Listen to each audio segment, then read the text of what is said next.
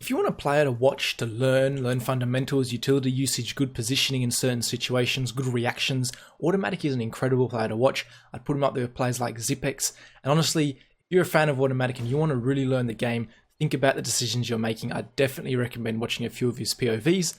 But today we're going to break down what he does against Faze, on Inferno in particular. And obviously this was a great game, went into overtime at the quarterfinals of IEM Katowice. Now, Stewie and Autimatic in this one are going to play from the CT position, and they get an opening kill right there because Faze go before the smoke. And this isn't Autimatic based, but you think right now they're in a 5v3, it's not a bad chance to retake. Stewie gets very aggressive here, and this is something I don't like. He has a P250, that's it. But you think about what he does right now, he turns a 5v3 into a 4v3.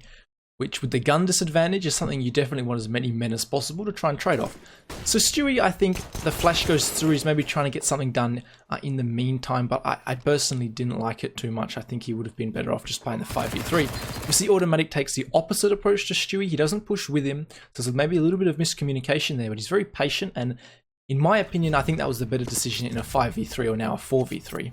This is what I'm really interested in this round, is this smoke right here. It's a great one for the top banana area. You see that's just going to land right here in the standard position. And that's a really good one for retaking, right? I mean, if you have no one coming up banana, in this situation, Tarek obviously is coming up banana. That's a good one just to isolate that angle. And you'll see he follows us up with a flash.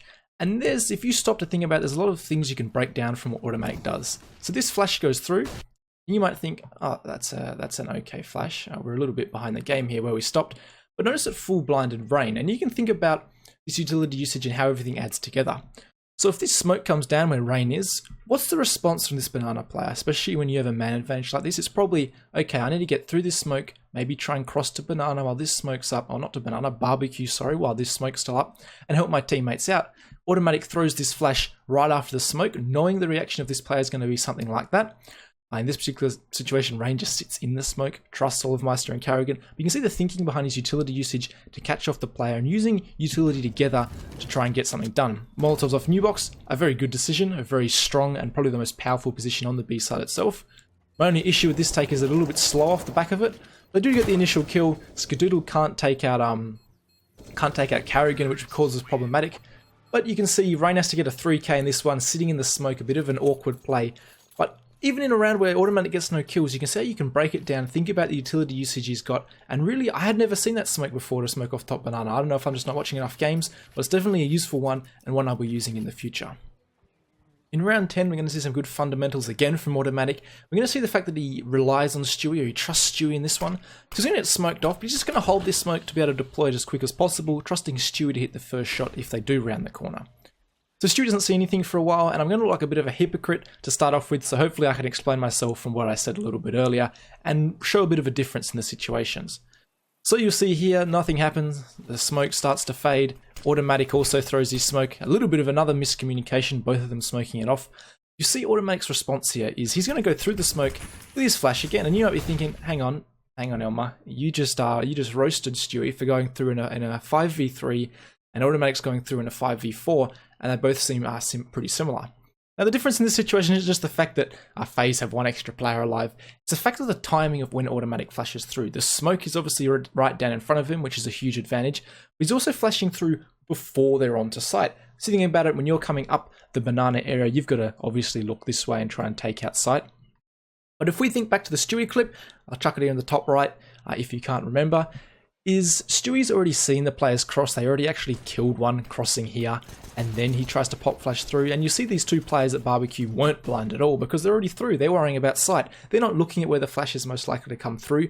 So I think the timing on Stewie's thing was a little bit late. Whereas Autimatic gets in nice and early, a beautiful pop flash, gets three of them all blinded up, Rain goes through, and you can see right now Olivmeister and Nico are not keen at all. When you've got a player on the opposite side of the smoke, he has a huge advantage, as I'm sure you're all aware. Now Autimatic, he repositions straight away to where he's least likely to get taken out, get some cover. He knows they're going to be trying to spray through towards him, catch him off guard, get this trade going, because if he stays here, this is going to be a very hard take for Faze. And he does stay here because he hides very smartly and gets caught off guard. Now, Stewie has just thrown a pop flash, and again, another push through the smoke, another 5v3, and again, the timing once again is going to be amazing because, again, it's different to Stewie. No one's come through. These guys are all, look at them, they're spraying at the smoke, they're trying to get him, they want Autimatic dead. But again, Stewie, really quick thinking, I don't know who called it, but this is a great pop flash for Autimatic to go through the smoke, and he just completely shuts this one down. Olofmeister's blind as a bat, Nico's so blind, Carrigan just runs off, he's so scared. And you see those rounds, there's a little bit of a difference that hopefully I've explained well about when to pop flash through smokes, thinking about how far in and the timing of how far the terrorist they have approached onto the site, how close they are to getting onto the site, and great pop flash is a great pop flash by Stewie to get those 2 extra kills. One thing I want to talk about was just the mindset of when you get mollied out in certain corners. Just take the fight rather than trying to escape, because obviously the natural thing to do is to try and escape. So when Autimatic gets mollied here, you could try and escape, but often it's a better scenario. Just try and peek out and take one player with you, go for that 1-for-1 trade, or in this case 2-for-1 for Autimatic's already got a kill. As long as this is a better option than trying to escape, which is obviously your natural instinct is to try and stay alive in these situations. But you see, even though he goes down, he would have gone down to the molly anyway, he takes Olofmeister with him and really puts Cena in an even better situation than they were in initially. Just something small to think about, kind of depends on the situation, but in certain situations, definitely better off just to try and sacrifice yourself and maybe take one of the other team with you. One thing Autimatics have been afraid to do is push down the banana mid-round and trying to gain control of it. Often we see very common initial peeking or initial Molotov control from the CTs, but Autimatic and Stewie are never really scared to do this. You see Stewie's just clearing it out himself, and this is a reaction and often a very good one to try and gain control. So Stewie obviously is the one making this push with Autimatic supporting him more, the M4. But you see the reason behind this is obviously it's a reaction to the fact that his teammates have all lost arch control, and this wrap is definitely possible. And the thing about pushing banana is either you're going to catch him off middle, trying to get some kind of peek at a flank in, or you can lock down this banana between the two of you and kind of catch him off as they're trying to cross the site. Obviously, a different scenario would be to have one player on site trying to watch somewhere like this and another player trying to watch an angle like this or play this kind of angle, which is doable. But if someone slips past this player here or smokes him, flashes him, and he jumps through here, this player on site's he's in a lot of difficulty, to be honest. He's going to be peeked from potentially 3 different angles.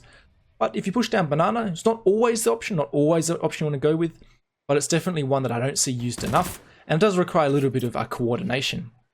So you'll see the response here is to go back up banana and take control of it. And Autimatic's going to tuck himself into this cubby, and he doesn't really do anything fancy. I just want to talk about the fact that when you do lose arch control, pushing banana is definitely an option rather than trying to adjust on the side itself. So see Stewie, he's going to be one taking the contact. Again, here's the UMP, and he ends up taking it by rain. But Autimatic's going to swing out here, gets 1 kill, drops the bomb conveniently for him. Good Molotov, his teammates pushed down as well. It's another thing to note is while this was going on, his teammates pushed down. They all pushed into banana so that Autimatic didn't have to worry about behind him. Him and Stu didn't have to worry about their backs at all. They could just lock down this banana position. And honestly, without banana control, it's extremely difficult to get any plant or anything really going at all on the B side. You see Faze has to really just sacrifice themselves so they don't die with no money. And just a great adjustment, one I don't see used enough and one I would definitely recommend you doing, even if you're just playing with one of your mates on the B site. This is going to be the only T round I show you, simply because Autimatic's role for Cloud9 on the T side is a lot to do with taking apartments control and getting bracket control, and it's a huge team effort in these rounds. So I think that's a separate video on itself, and I want to try and focus these POV things on things you can do individually. And this one's really going to be a lot about timing. So you see there's a very standard motor smoke, and then a smoke over for his teammates to take site. And notice Autimatic's timing here. Again, all about timing this video. He's going to be he's going to be the one cutting off the rotates. He's going to be kind of the lurker in this situation, trying to catch everyone off guard. And notice as he walks through the smoke what's going on. So he's walking through right about now.